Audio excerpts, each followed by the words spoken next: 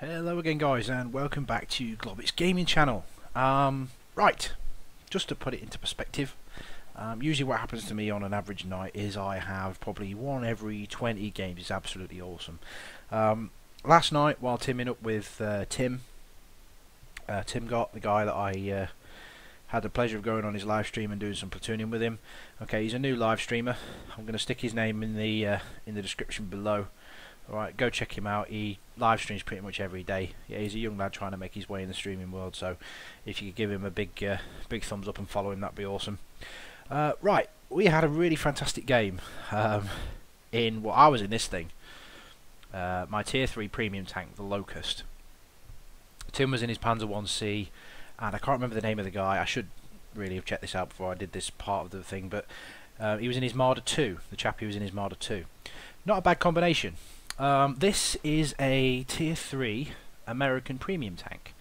The reason for premium tanks in the low tiers is for making money. Not as much as their tier 8 counterparts, but they do make money. Now, what I use the Locust for, some of you may be wondering, Globs, why the hell do you have this little tier 3 thing? Basically because, if you can see up here, I can train my T-71 crew in it. The T-71 has 3 crew members, exactly the same as these guys. What this basically means is I can do my ×2 in my T-71, okay, accelerate crew training, get their experience through the daily double, and then I can put them straight in this tank and do the same again. Alright, all I need to do is right click, send the entire crew to barracks, put them in my T-71, put the best crew in there, comes up, they're in there. Now they're in their right tank. They're in a light tank, American light tank. Alright, they're trained up on the T-71. It says there, driver light tank T-71. Now, I do my ×2 in my T-71, which those of you who've watched my video series, I tend to do reasonably well in. I don't always do that well, but some of the ones I do. The ones you have seen are one of my better ones. So I can send the entire crew to barracks, so they go up here into the barracks. Yep, they're in here. And then what I do is I plonk them straight into my Locust. Now, what it says under here, premium vehicle of correct type. The crew member does not have a specialisation on the Locust, but he can use his skills and perks because the premium tank is the same class and the same type of tank. Now the Locust is obviously a light tank, so is the T-71. Now I couldn't put my T-69 crew in there because this is a light tank and they're driving a medium. Now, this is a crew training vehicle, so let's just have a quick look at it. It's got 250 hit points, which, to be honest with you, is a healthy chunk of health. It's not a bad chunk of health. In fact, that's quite a lot as far as tier 3s go. It doesn't weigh anything at all. It weighs like 7 tons. The reason why it weighs 7 tons, this vehicle was originally designed, alright, to basically support airborne operations. It says it up here, was initially designed for airborne operations. The vehicle was never used such by the USA during World War II. In the absence of a good air delivery system, the Ordnance Department became less enthusiastic about any further development. Now, the idea, in English, was to chuck this thing out the back of a plane on a big ass parachute. It would float down to the ground, land on the ground. The guys, I assume, would then jump out after it, or before it, whichever, get in it, drive it around, start shooting people and killing people, which sounds like a cracking idea. Like it said there, in the absence of a decent air delivery system. Now, the Russians also tried this with the BTR series and the BMP series as well. The only problem was the Russians decided to chuck the tanks out the back of planes with the crew actually in them, which didn't go too well. The crew actually died, unfortunately.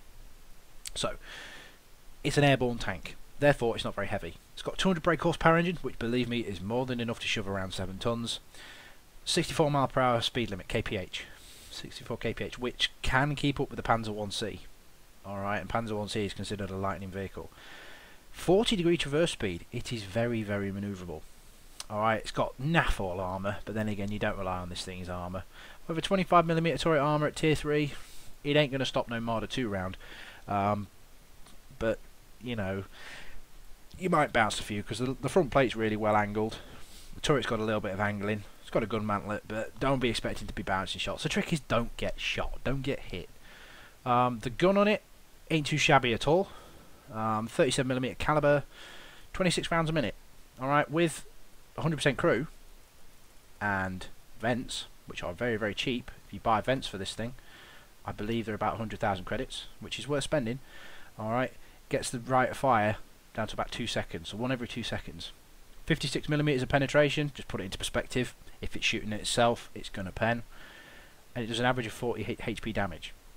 So you're going to get hits of like 45, 50 and all that kind of good stuff. Accuracy ain't great, but then again, you know, it's tier 3, what do you expect? But the aiming time's fantastic. Alright, I wish this thing could have a vertical stabilizer. If it could have a vert stab, it would be amazing. Turret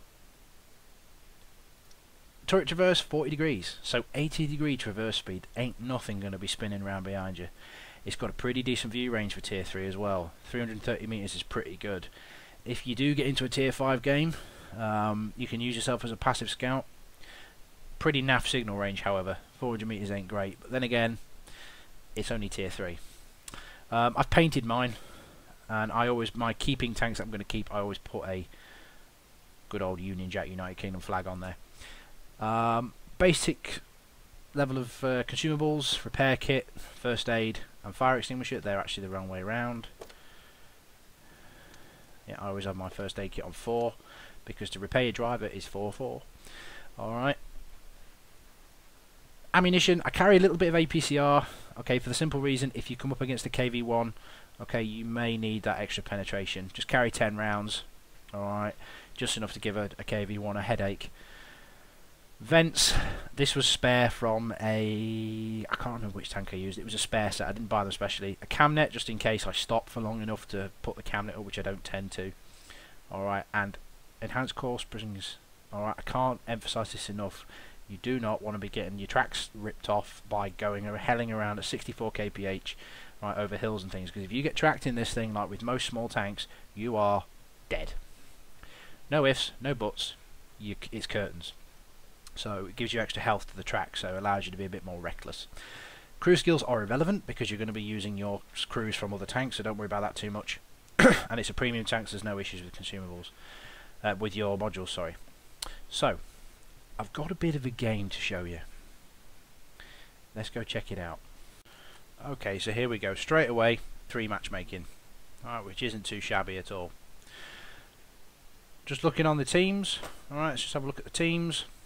There's myself, Tim EA11, or Tim Got, as his name is on Twitch, and there's Retrix in his Marder 2.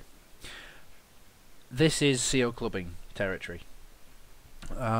Basically what SEAL clubbing means, for those that you don't know, players that have got a little bit more experience, I would tend to go into the lower tiers just to basically have an easy way with their new guys, alright, and that's what they class as SEAL clubbing. Alright, it's not a big thing, I enjoy it. And you can turn the tide of a battle in a SEAL clubbing match. So what myself and Tim have decided to do, we're going to assault the middle, okay, and just cause as much carnage as possible. A tier 3 game, just testing weapons of course. In a tier 3 game you can absolutely wreak havoc in Panzer 1 season, Locust, etc. So now Tim said I'm going to go over the hill and scout, so I'm going to take up position next to this rock here. Now bear in mind the limited view ranges of tier 3 tanks. Get myself set up, sneak out. They're all going to be shooting at people like Tim. Look, turning his turret. And you can put the gun to work. Good rate of fire. Beautiful. Take out the T-46. So, plenty of targets. Absolute plethora of targets to shoot at. Prioritise them. Valentine AT is a dangerous target. And I think in this game I actually spent very little time actually not firing the gun.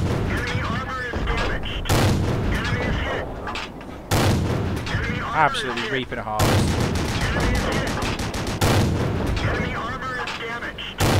Oh, lucky. Valentine's lucky. T-82, very dangerous tank destroyer, American tank destroyer. Especially if you've got the dirt gun. I've used up half my ammo already. That one went high. Shoot blind, kill the T-82. Now I switched to premium for the AMX-38 because he's got troll armour. Tracks. Missed. Kill secure this Panzer 38. Very dangerous tank. And I decide we're 8-2 up. It's time just to go YOLO and basically try and kill as many of these guys as I can. They've already demonstrated an ineptitude. They've been absolutely outplayed by the speed of our deployment. Last 10 rounds of ammo. This thing can only actually fire, it's got 50 round limit, so it can actually only technically fire for like 2.5 minutes of the game constantly. And we're not even 2.5 minutes into it yet, so I've pretty much been firing constantly for the entire game. I'm already up to 808 damage, so basically it's now just a case of mopping up. Now notice on the tally on the left hand side, Tim is only 1 kill away from getting a Brothers in Arms. Our Brothers in Arms at tier 3. It's pretty good going considering the amount of health that the teams have got, and etc, etc. So I'm going to finish off this Marder 2. The speed of this thing, he ain't got a chance. And Tim shouting at me over the Skype, leave him, leave him, leave him, let me get him, let me get him, let me get him. So over he comes, reduces him to ashes, and then it's just the guys that have made it up the hill.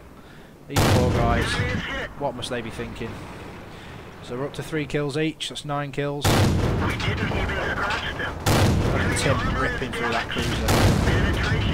Any cruiser drivers out there, don't give your flank to a Panzer 1C. Oh, taking hits.